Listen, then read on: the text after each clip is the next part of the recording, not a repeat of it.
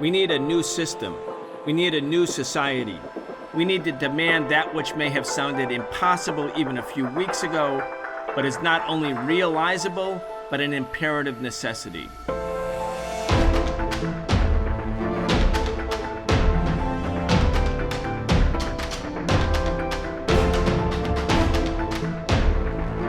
Trump and the billionaires have launched an all-out war against Black America.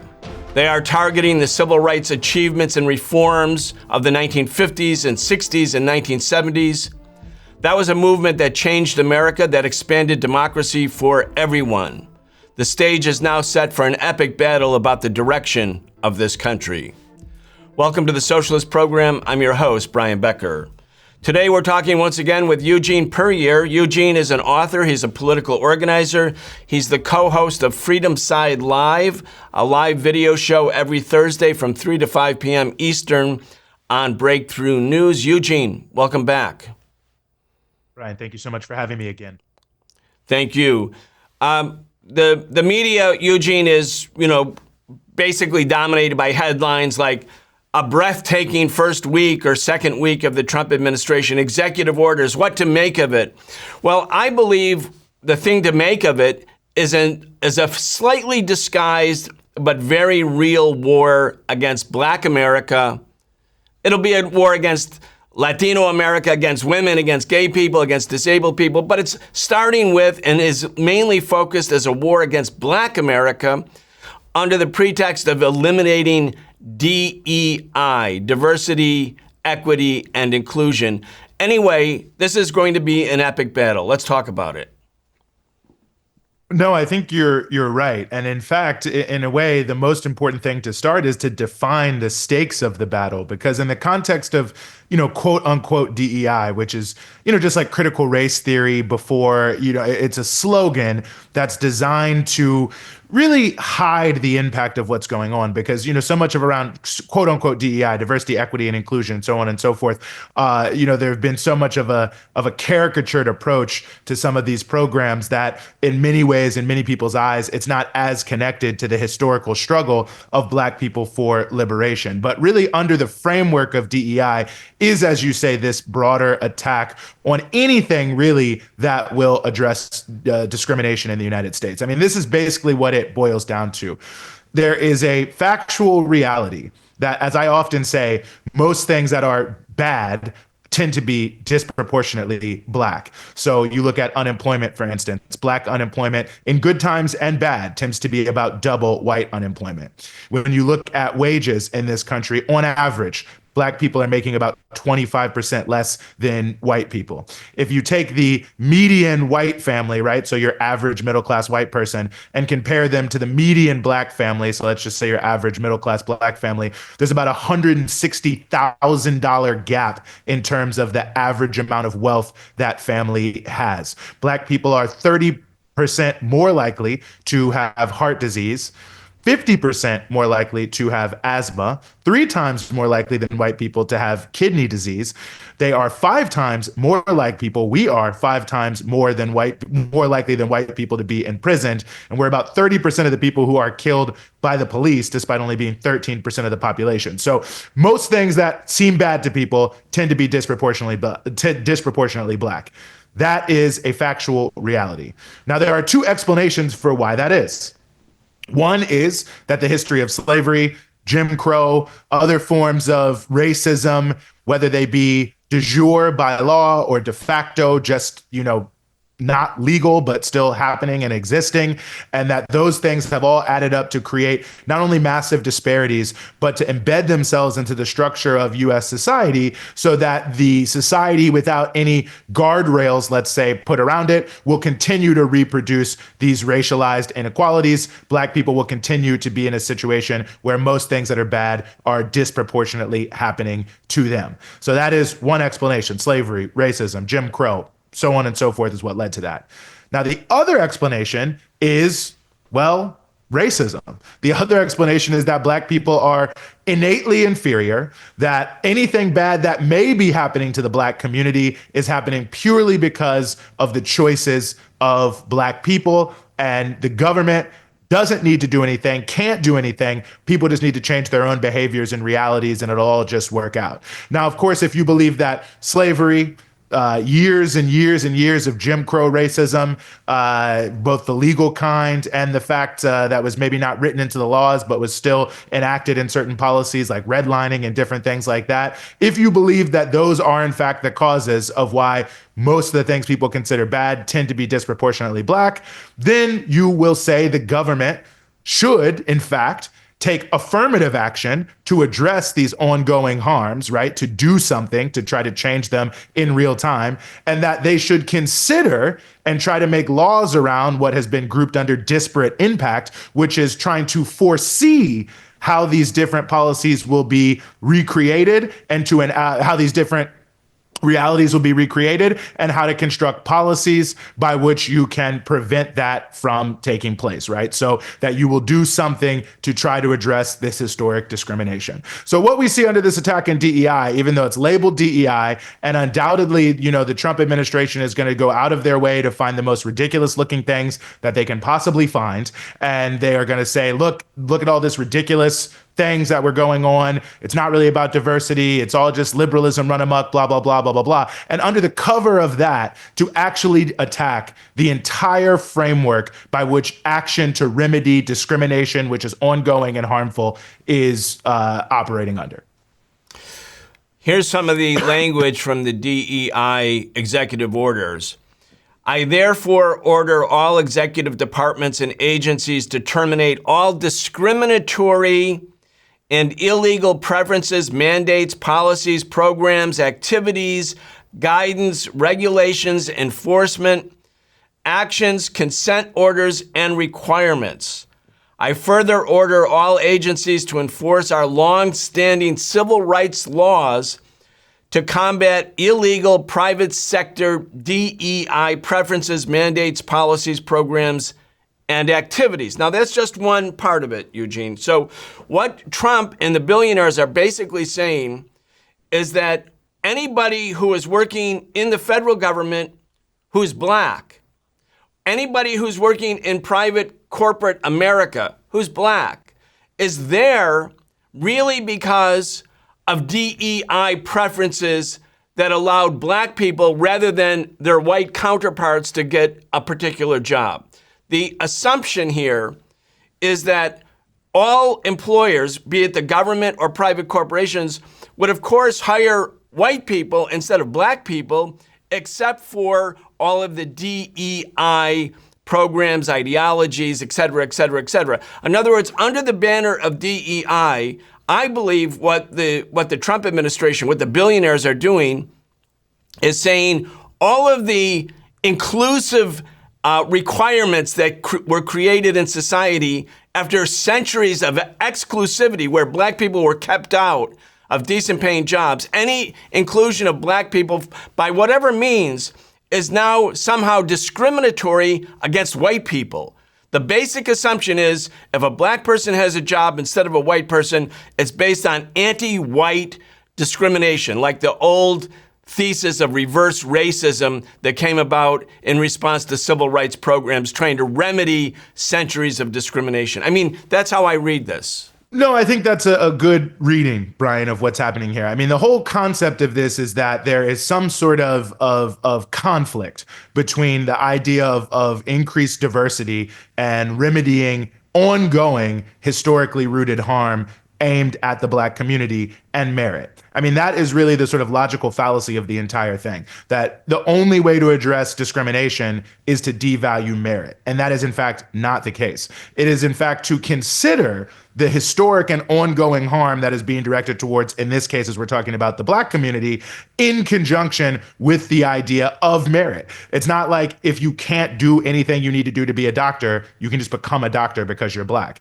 It's not as if you want to be a pilot, you can just become a pilot because you are black. It is that all things being equal, considering actual merit and what it takes to do the job or to be trained in the profession, that in a certain subset of cases, which will in fact be a minority of cases, that a black applicant will be favored over a white applicant to address the historic discrimination addressed at the black community that excluded all black people from most of these occupations and areas of employment, regardless of merit, for hundreds of years. So when you have a situation like, say, Charlie Kirk, for instance, who is one of the top people in the MAGA movement, saying, the thing about if he saw a black pilot, he would be worried that they wouldn't be qualified. Well, why? I mean, the reality is whatever, I don't really even know what's going on and how they hire pilots, but regardless of whatever quote unquote DEI or affirmative action or whatever you want to call it policy that any of these airlines would have, or private jet companies in his case, to bring in a pilot, no matter what, the pilot will be qualified to fly.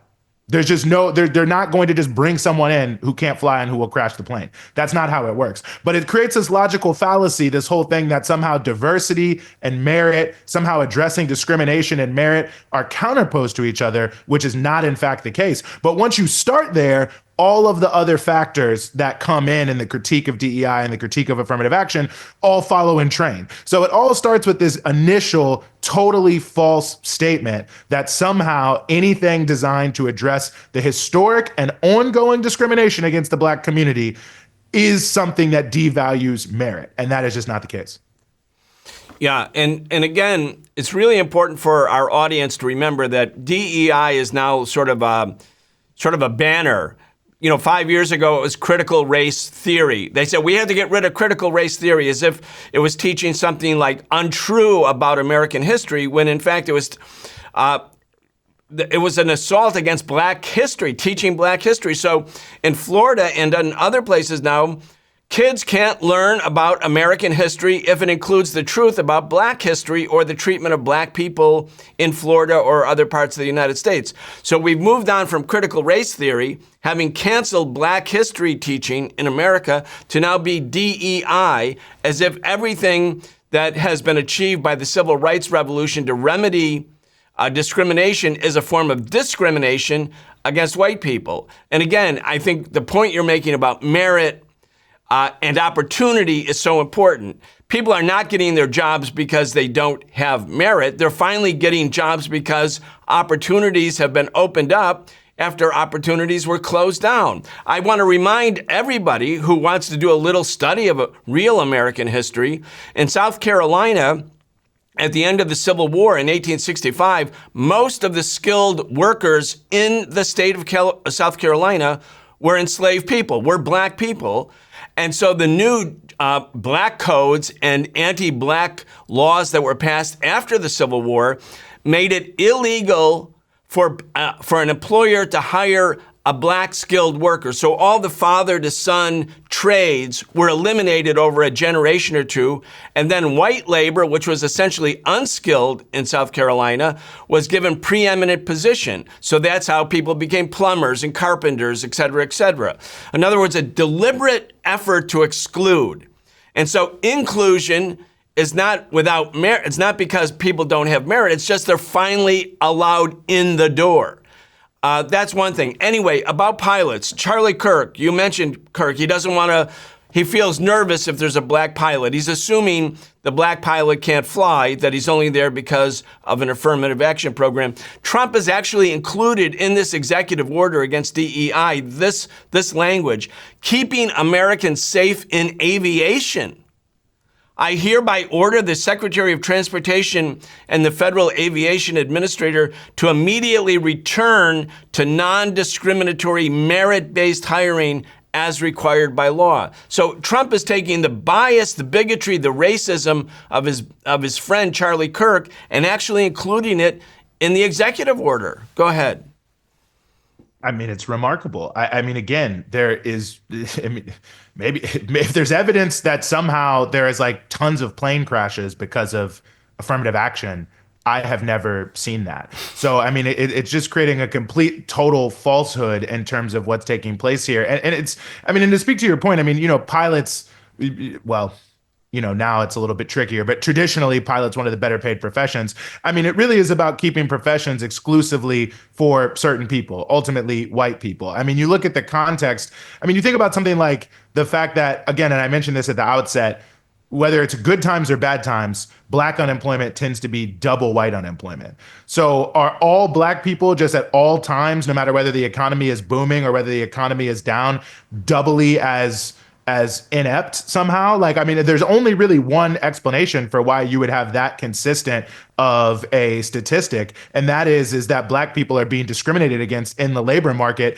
consistently over time for whatever reason. But it's obvious that that is what is taking place here. And you look at the context of all of these different varying things. I mean, in capitalism, your paycheck is your ration card. So if historically you are excluded as a community from all of the highest paychecks, then that means that your ability to do almost anything in capitalism, because you have to get paid to get the things that you need, is significantly lesser. And the compound effects of that, will continue over a number of years to reduce the overall quality of life of the community. And so beyond just the issue of fairness, it's an issue of how the black community can actually rise up out of its existing oppression, how it can actually move forward in society in some way. And that is to have some access to opportunity that they were denied and that we have been denied for hundreds and hundreds of years. And I think that really is the crux of the conversation, is that there is, and look, this is one of the things that when the whole reason we're even at DEI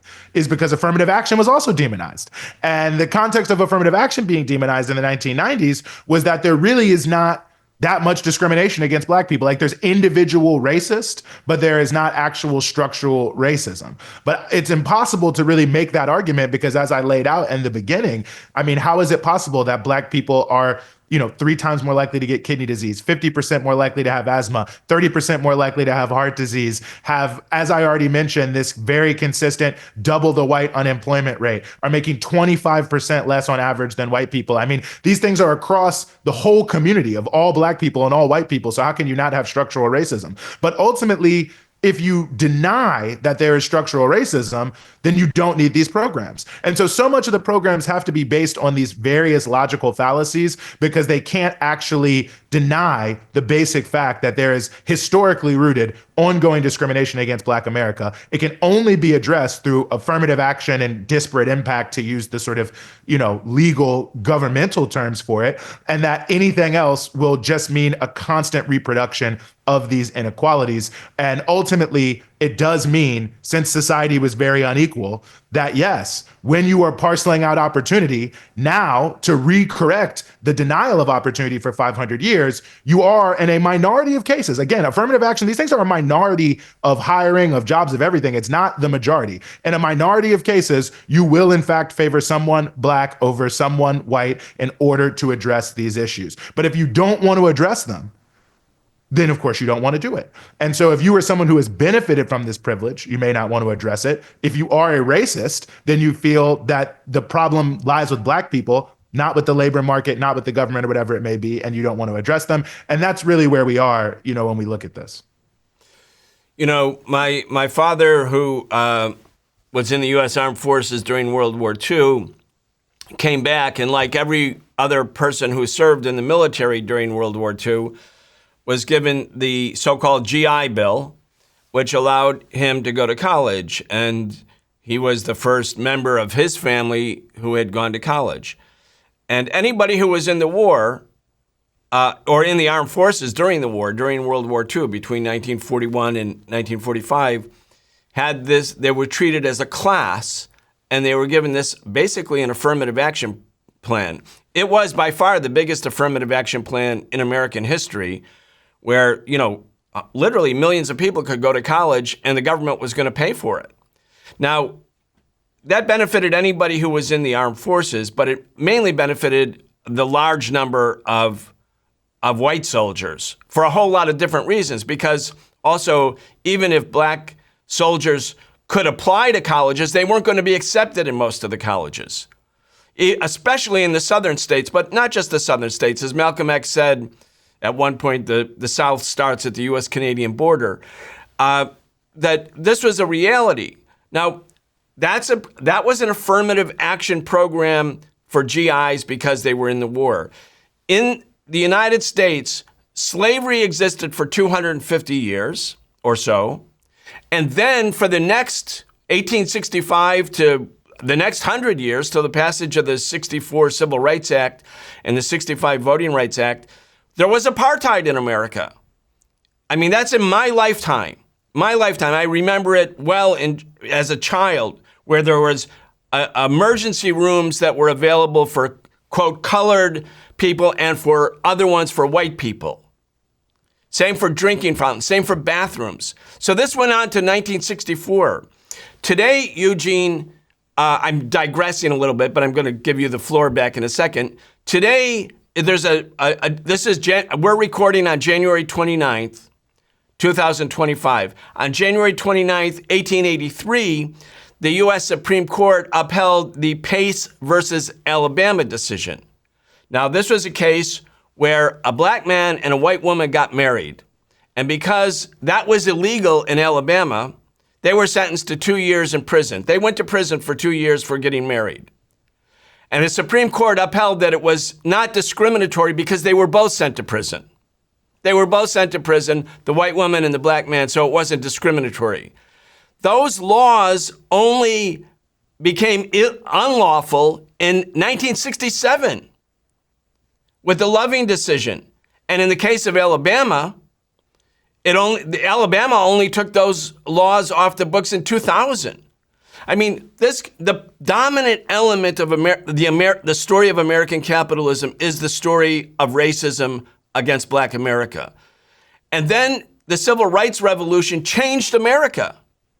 And it expanded democracy not only for Black people, for so many other classes of people, using legal terminology, not Marxist terminology: women, disabled people, low-income people, regardless of race or ethnicity.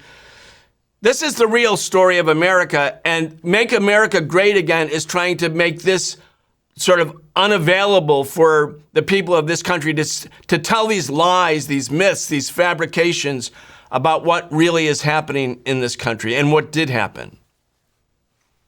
Yeah, I mean, yes, I think that's right. I mean, there's a lot to it. And this is the reality of why it's so difficult, I think, to grasp, because there's so many different elements of the attack. I mean, the whole thing is, you started at the flurry of, he's doing all these executive orders, he's doing this, he's doing that. You know, how do you even really get a full handle on what he's doing? And I think there's a lot of different ways that you can describe it. But you look at, I mean, the point you made about the civil rights movement and what we've been talking about in the context of quote unquote DEI. I mean, you look at some of the things that Trump is doing. I mean, for instance, you know, Trump is repealing, or has repealed via executive order, something that was known as the Equal Opportunity Employment Rule, not the Act, which I will come to. And this was an executive order that was Johnson had signed in 1965. And the point of the executive order was in 1964, of course, the Civil Rights Act had passed. And one element of the Civil Rights Act, like most of what we know when we think about the Civil Rights Act of 1964, right, is the integration of lunch counters, basically the integration of public facilities, lunch counters, libraries, restaurants, hotels, that element of Jim Crow and how a lot of that buses has become sort of immortalized in our history. But of course, there was much more to it than that. And as I mentioned earlier, the leaders of the civil rights movement, and all Black people, of course, were 100% aware of the point I made, that your paycheck is your ration card, and that a huge aspect of discrimination that was hurting the Black community was the fact that there was significant discrimination in the employment, in the labor market, in employment, and getting a job and what job that you could access. So one element of the Civil Rights Act, Title VII, dealt with this issue that said you could not discriminate in employment on the basis of race, also gender and national origin. But just to stay focused on where we are now, you could not give someone a job just because they were Black, regardless of the job. But in 1965, Johnson and others realized there might have been a loophole that federal contractors would have not been liable under the existing Civil Rights Act. So he signs this executive order to make sure that federal contractors would be required to not discriminate. But he went one step further and said that they also had to take affirmative action to make sure they were not discriminating. And so this becomes an important factor for a lot of reasons. One, a lot of people are employed by federal contractors. Now I think it's nearly 4 million people. Many federal contractors are also big businesses, right? Like Amazon's a federal contractor.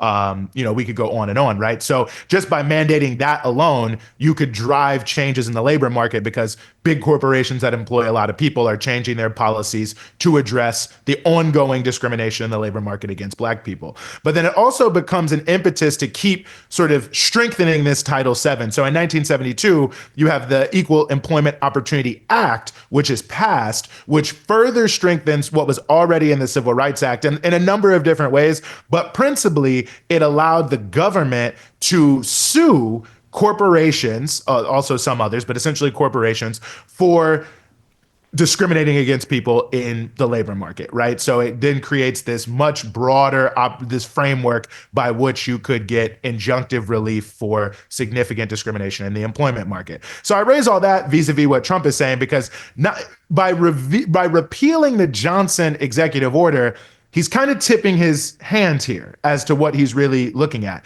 He wants to attack the entire framework under the equal employment aspect of the Civil Rights Act, of Title VII, and the expansions of it that have taken place since then to strengthen that element of the act. So by making federal contractors feel like, okay, we don't know exactly what he's even going after under DEI or whatever it may be. So let's just scrap whatever we think could be there, which ultimately will be anything that is addressing discrimination so that they don't take away our contracts. And then if you look at another part of his executive order, Trump's executive order, what you'll see is that he's ordering all agencies to come up with at least 9 civil cases that they can bring against large private corporations, big universities, and other large institutions like that for practicing quote unquote DEI policies. So he's essentially saying, and it's supposed to happen in 120 days, that over the next couple months, if you are a big corporation or a university or whoever,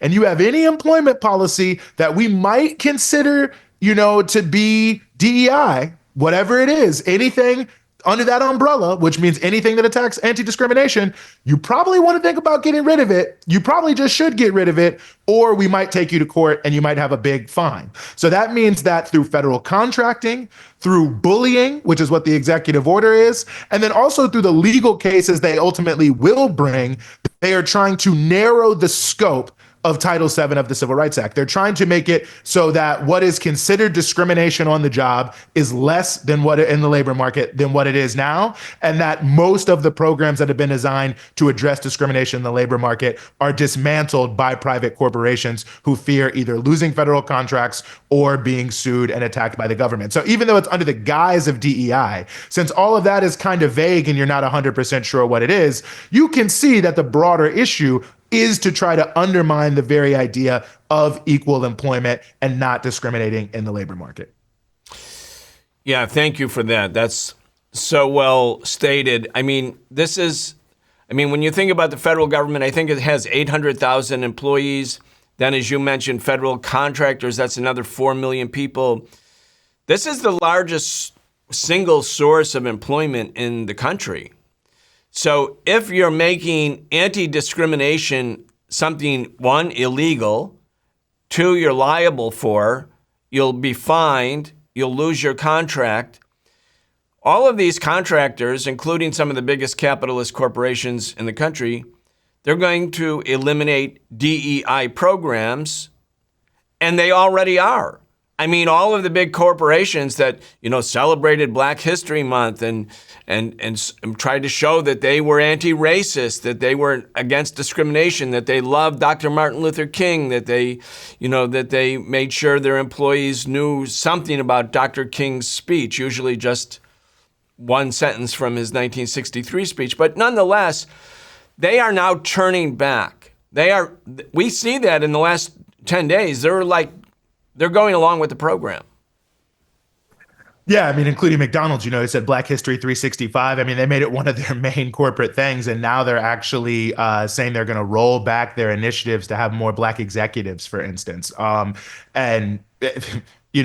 some people might say, oh, well, those are just executives. But the basic point being is you don't want to, we're actually going to roll back the policies to have any Black people in positions where they actually can make decisions in our corporation. Just kind of makes a mockery of the idea that like you are a corporation that really cares about civil rights and what's coming. You see it from Meta. You see it obviously from Walmart as well, which is doing different things. And so, ultimately you can see that this is happening. And this is the whole thing. This is why they will say every agency needs to come up with 9 cases, or I think no more than 9. So ultimately, I think they're not really that concerned with bringing tons of civil cases, although I think they will bring some, but they just want people to just scrap this stuff on their own because it's just like, I don't even want to have to deal with that. I don't even want to have to think about that. So ultimately you see them lining up. And I think there's a combination of factors here. I mean, I think for many corporate heads, they are in fact racist. I mean, that's why they have these policies of who to hire, when to hire, where to hire, how to hire, that end up reproducing discrimination over and over again. And even for those who are not, who maybe were like, fine, yeah, we'll do diversity, equity, and inclusion. We'll do this. We'll have affirmative action. We'll have preferential contracting in terms of our own contracts. Like those corporations, they're also not going to protest too much because what corporate CEO and corporate suite doesn't want to have more control over their workers and over the terms of employment. So even if they were on board, it's not like they're losing anything by getting rid of it. I mean, maybe they're taking a PR hit, but certainly it's not that going to be that significant in the big scheme of things, and certainly not as much as the potential legal hits they may get, and not as much as they'll gain by gaining more control over their workforce. So I think you can see that in corporate America, these changes were not brought about because corporate America really wanted to make these changes. I mean, ultimately, what happened is the civil rights movement took place, and many corporations figured it was better to make the changes than not because there was this massive, explosive movement with revolutionary potential demanding change. And if the capitalist system was not going to provide that change, then perhaps it would be swept away as people continued to push and continued to fight. So they made these changes under duress. And now the things are changing back because they feel that they can get away with it. They feel that they're not going to face the same sort of challenges that they were facing in the 1960s that led them here. So, it's really pernicious what's happening here. And I think the very fact that it's all being done under this slogan that's easy to caricature of DEI makes it so simple. But I mean, when Trump did this repeal of that Johnson executive order I mentioned, that order became known as the Equal Employment Opportunity rule that Johnson made, but they just referred to it by the number. Because obviously, if you said you were repealing something that was to help equal employment, a lot of people might say, well, wait a second, what's so bad about that? Why are we repealing that? What kind of sense does that make? And so they have to try to hide things and use sleight of hand and find easy to caricatured slogans that people don't really understand and that are kind of vague, because if you really start to grasp the overall piece of what it means, I mean, the other aspect of the DEI is they're also saying that anything involving environmental justice also has to go. And ultimately, they've already taken steps to do that. For instance, and there's an interesting connection here, I think, to the role people can play in this context. They've said that the Clinton rule that the EPA uses, because it was enacted under President Bill Clinton, is now gone, and that some Biden-era executive orders that are bolstering that are also now void. Now, what was the so-called Clinton rule? The Clinton rule is that when you are putting forward regulations like with the Clean Air Act, that you have to study and see what potential impacts there may be that would reinforce environmental racism. And when we talk about environmental racism, this is what I was talking about when I'm saying, Black people are 3 times as likely to have kidney disease, 30% more likely to have heart disease, 50% more likely to have asthma. Like, these things are not random. They're due to the fact that large numbers of Black people tend to be living in more environmentally degraded environments and thus are being disproportionately impacted in terms of their health, right? So the Clinton rule basically requires, if you say, we're going to make a rule about coal power plants, we have to look at what would this mean for all the people surrounding the coal power plant, and would it contribute to these sort of disparities between Black people and white people, but also others, Native Americans and white people, richer people and poorer people, so on and so forth, that you have to look at that and you have to say that. So now they don't have to look at that. Now, it's a notable factor for a number of different reasons, and I want to give you an example of that, and that's why I brought up coal plants. So the real impact of this would be that and again, just one example, something like this is that if they were to saying, okay, we know that coal is not basically, it is bad for people. The emissions from coal power plants make heart attacks, strokes, things like that significantly more likely. I think people can easily understand how it makes asthma more likely, all these various different things. So you're the EPA, you're making the Clean Air Act rule. You're probably going to think, okay, we want to make sure to get this as far away from large concentrations of people as is prudent in terms of the other things you have to consider, creating electricity, so on and so forth.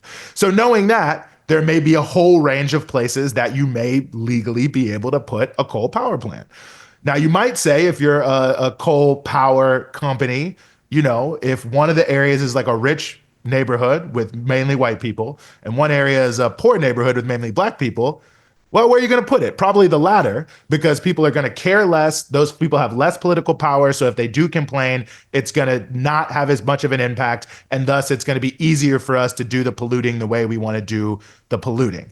So previously, the EPA could look at that and say, okay, well, look, we're also going to write the rules so that you cannot do that, that you have to actually take into account that putting it in that poor black neighborhood is going to have this disparate impact. And you're going to have to maybe put it in a rich white neighborhood, shocker of all shockers. You'll have to put toxic chemicals around rich people.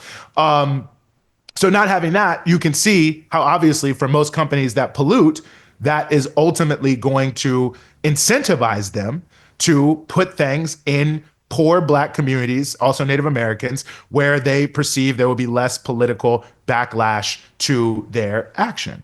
And it's notable in many ways because the whole reason we have the term environmental justice is because in 1982, in Warren County in North Carolina, which is a poor majority black county in the Black Belt of North Carolina, a company did in fact try to dump a huge amount of toxic waste in the county because they perceived this is a poor majority black county. Who is ever going to care? But they were wrong because the people who lived there cared.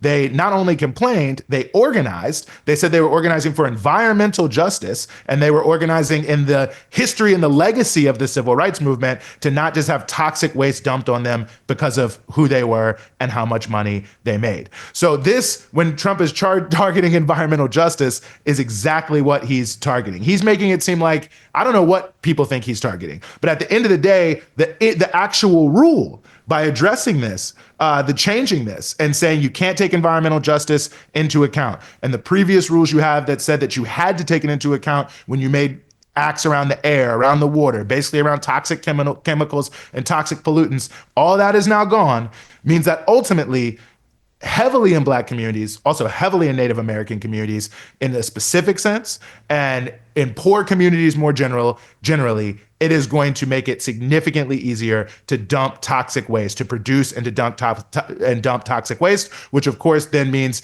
it's only going to exacerbate these existing issues like 30% more likely to have heart disease, 50% more likely to have asthma, 3 times more likely to have kidney disease. Like these things could actually get worse, at best stay the same by these policies that Trump is going. So it's going under DEI, but it actually is dumping toxic waste in certain communities at higher rates.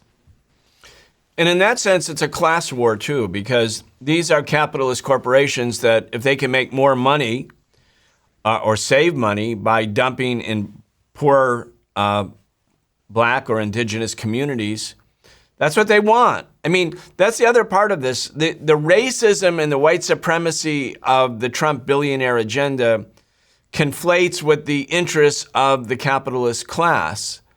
And that's another element of this that I think people, the working class generally, the multinational, multiracial working class has to appreciate. There's 2 sides to that. This is a war directed against working class black communities that will benefit the capitalists and hurt all communities. But the other side of it is the advances of the black community, the achievements of the black community in the 1950s, in the 1960s, in the 70s, benefited not only black America, but low-income people across the board, women, disabled people, gay people.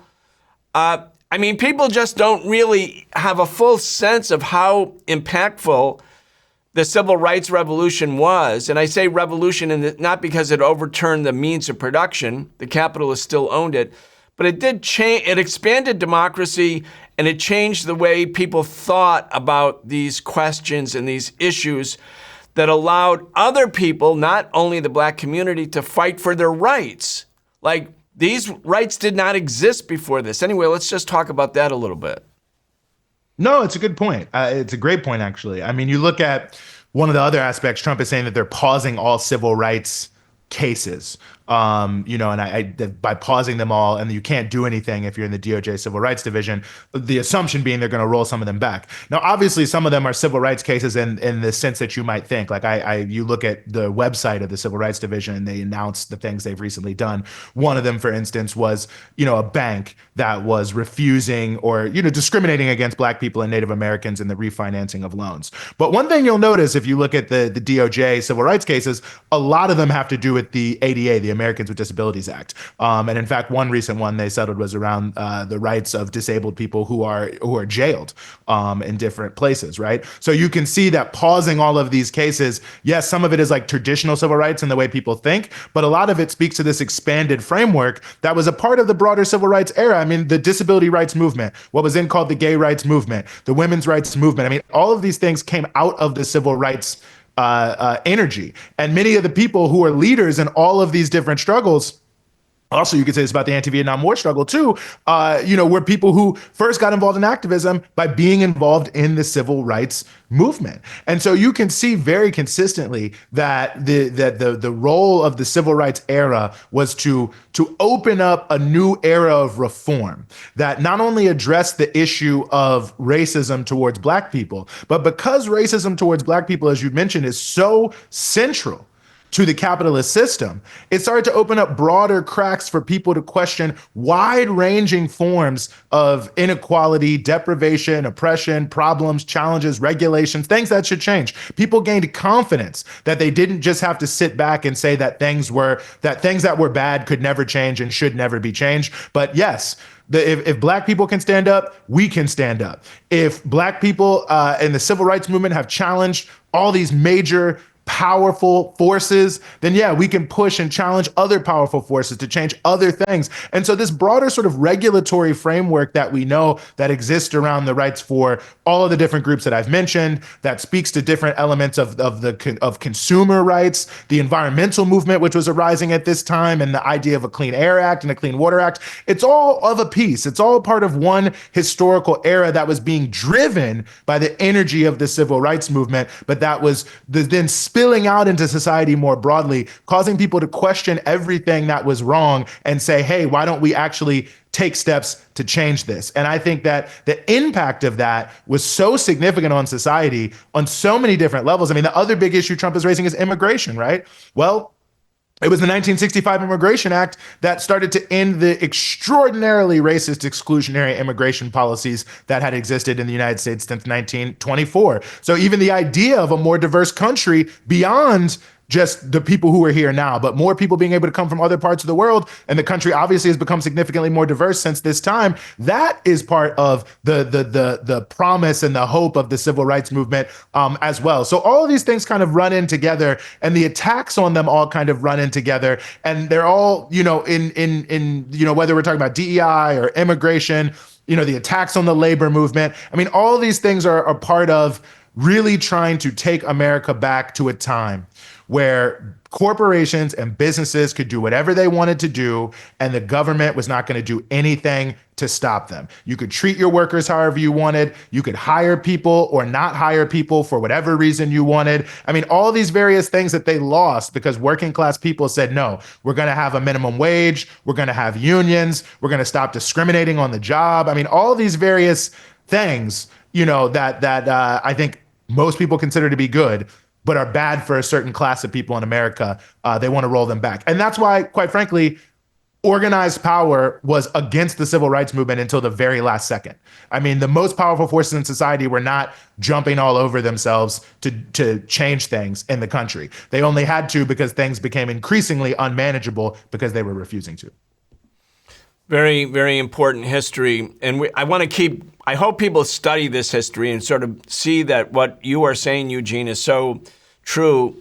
It didn't lead to socialism, but it led to an expansion of democracy that was at the expense of the capitalist class and to the benefit of the working class, the poor, the disabled, and all people who had been suffering any manifestation of oppression in capitalist society. So you have Rosa Parks refuses to give up her seat in 1954.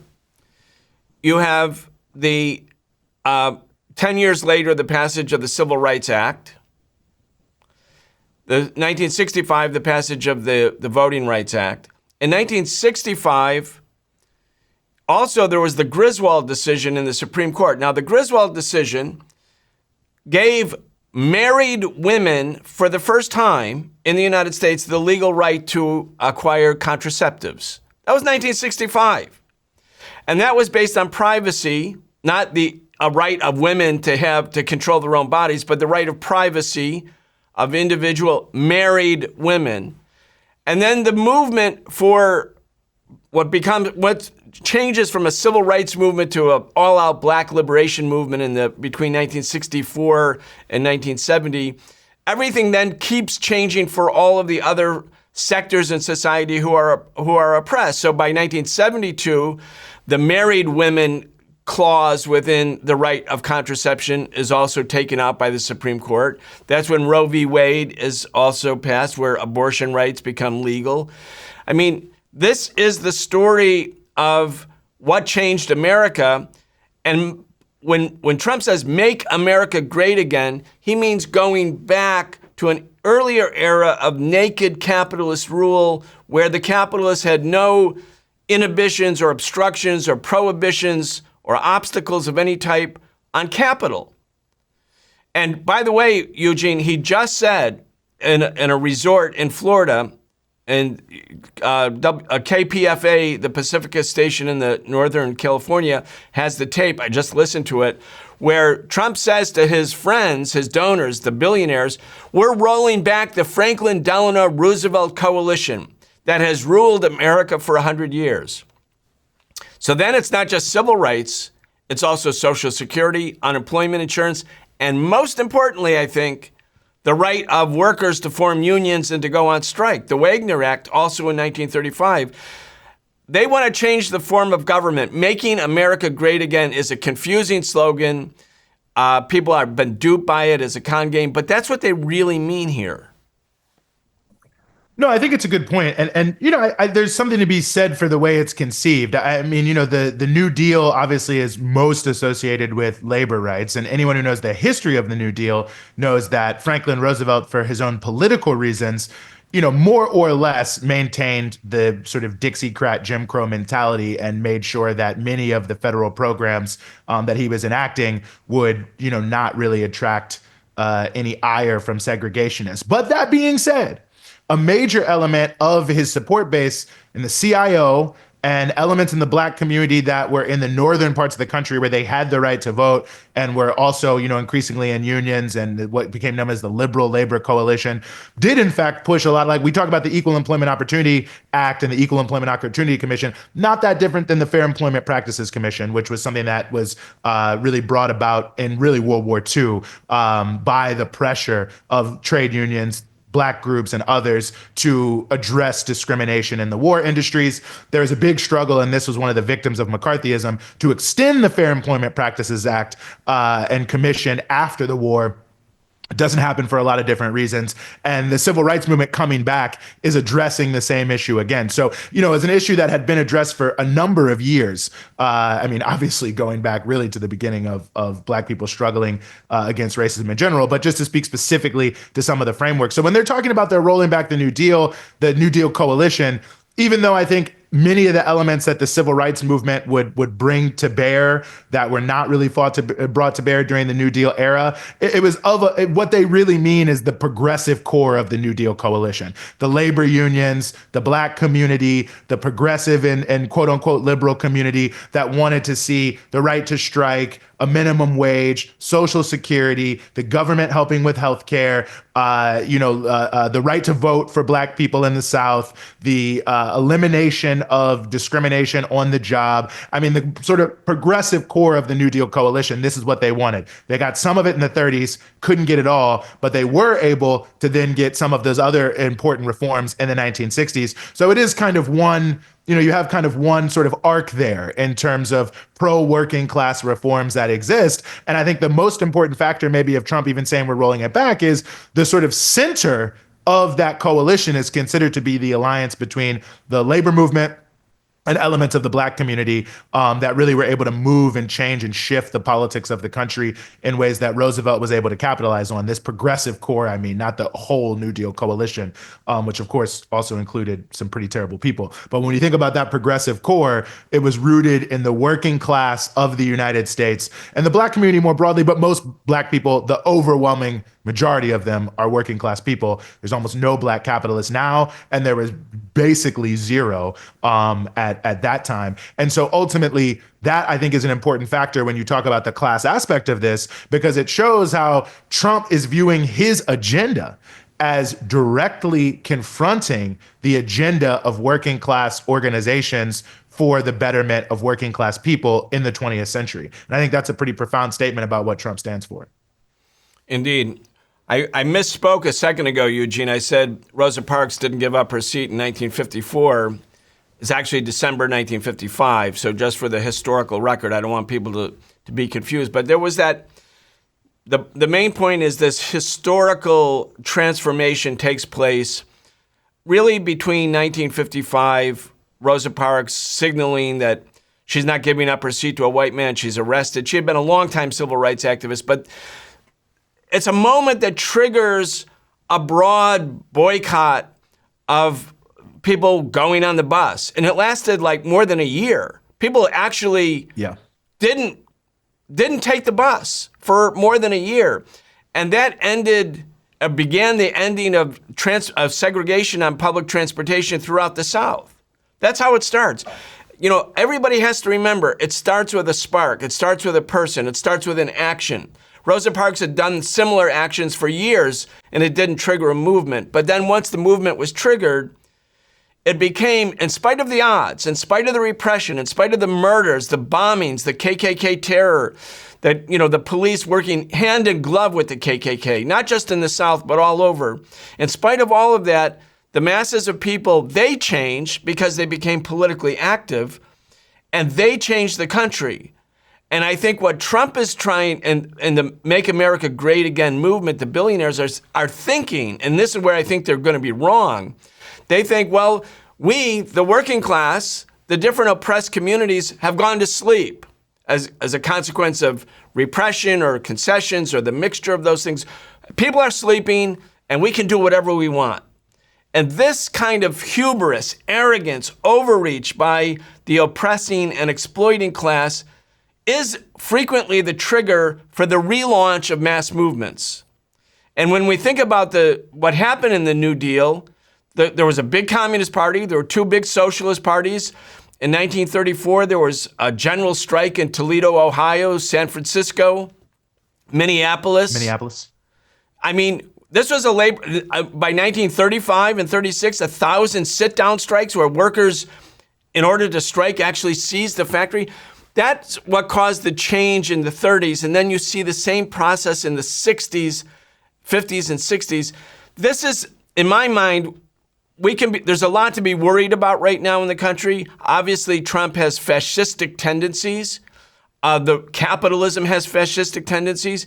But this is an unfought battle. This is the opening round. And I believe it will be an epic battle for the direction of the country.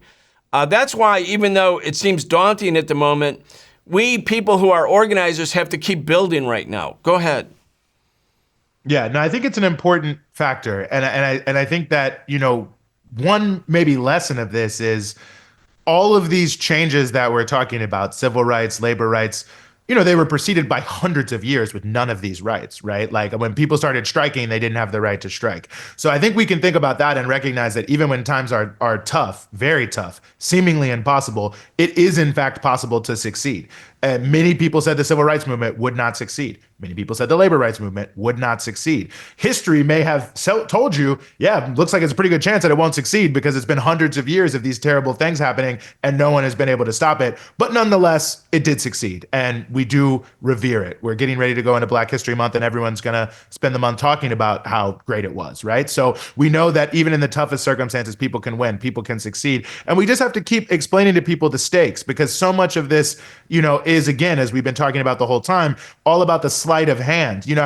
Trump bringing the president of the Teamsters to the RNC, okay, he's trying to say that he's for workers. But when you actually look at his policies, he's not promoting any policies that the trade union movement, including the Teamsters, are for. So when you look at the sort of reality of it, they're trying to lessen the fight back by confusing people about what's going on. And that's why it's important for us to explain it, even though it's complex. And when you look at the issue of DEI, I just have to reaffirm for people, because we've talked about a lot of things, what this is really about.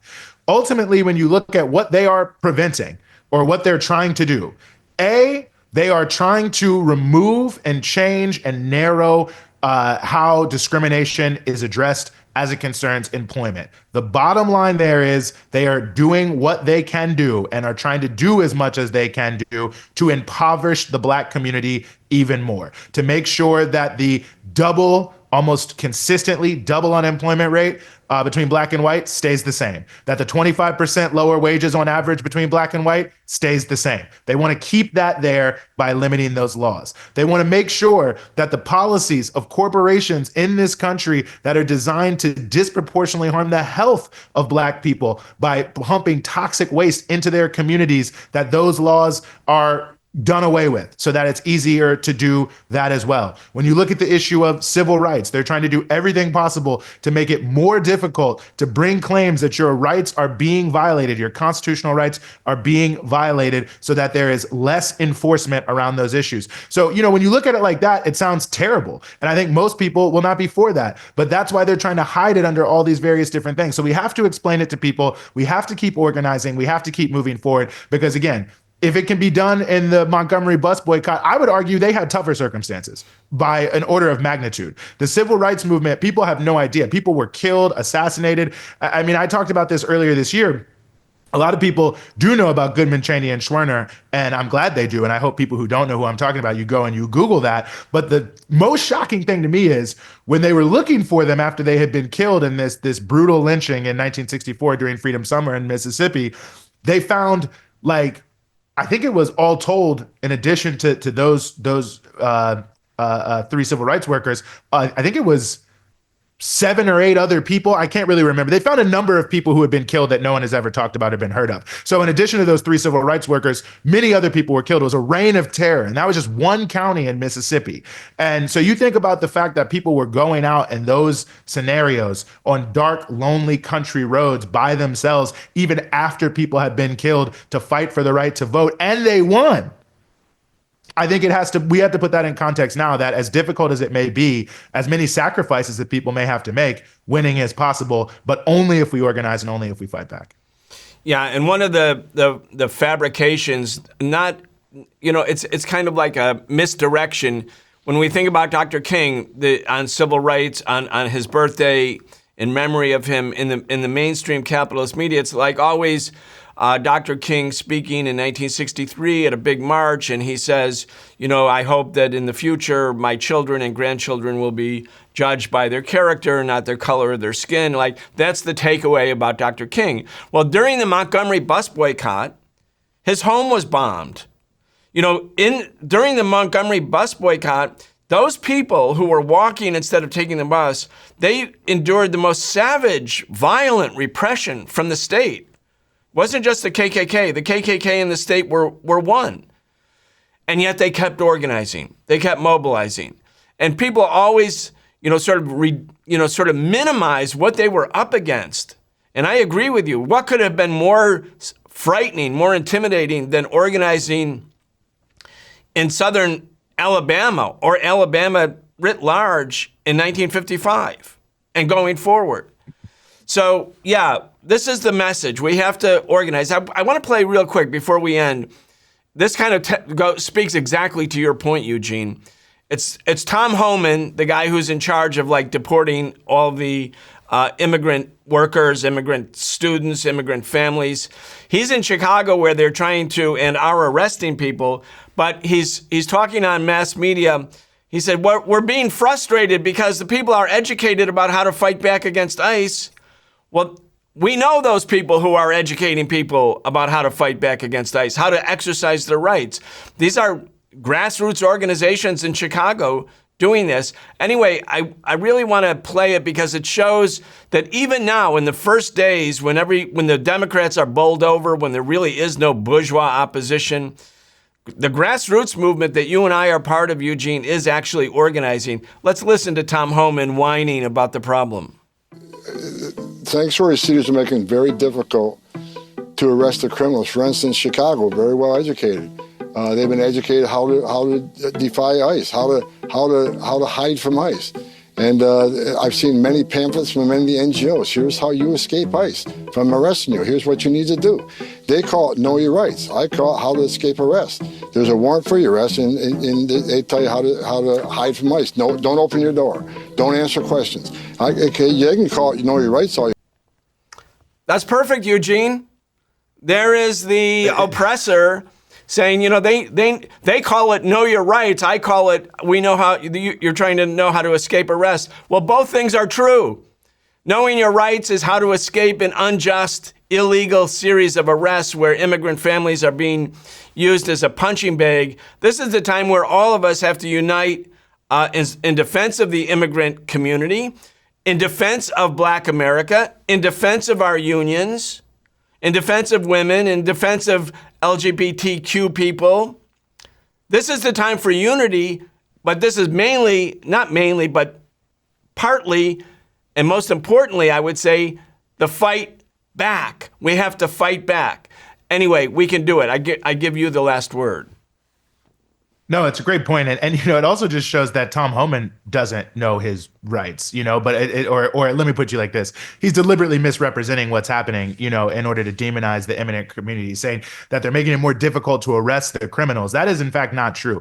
An ICE deportation order is not the same thing as an arrest warrant. If you know that any individual, regardless of immigration status, has committed any crime, you can go to a judge, get a warrant, enter any premise anywhere on earth, anywhere in the United States, detain them and put them in jail and in prison. Nothing is stopping anyone from doing that whatsoever, but they're not doing that. They're doing broad brush raids of people, most of whom are in fact not criminals, to deport them from the country on the basis of a number and a huge range of spurious things that we don't have time to get into here right now. But you can even see in the context how poisonous his propaganda is and how he's trying to mix and match the issues to make it seem like all immigrants are evil, terroristic, harmful, dangerous criminals, and that the immigrant rights movement is somehow helping keep rapist or something out on the street or whatever, and that if you do a know your rights training, you're the worst person on the planet Earth. That's another show for another time. But yes, I think the point that you're making is 100% right. It shows the fact that the organizing and the activism is in fact working, that it is having an impact, that it is helping to protect people, and that whether it's unions, whether it's the immigrant rights community, whether we're talking about civil rights, that now is the time for people to come together and to fight back. I mean, there's no change that has ever been made without an organized fight back. There's no person sitting up on some high chair that just hands down nice things. People who want to see change in the society, we have to take it into our own hands with our own friends, family, coworkers, neighbors, and make it happen. All right. Eugene Puryear, thank you so much.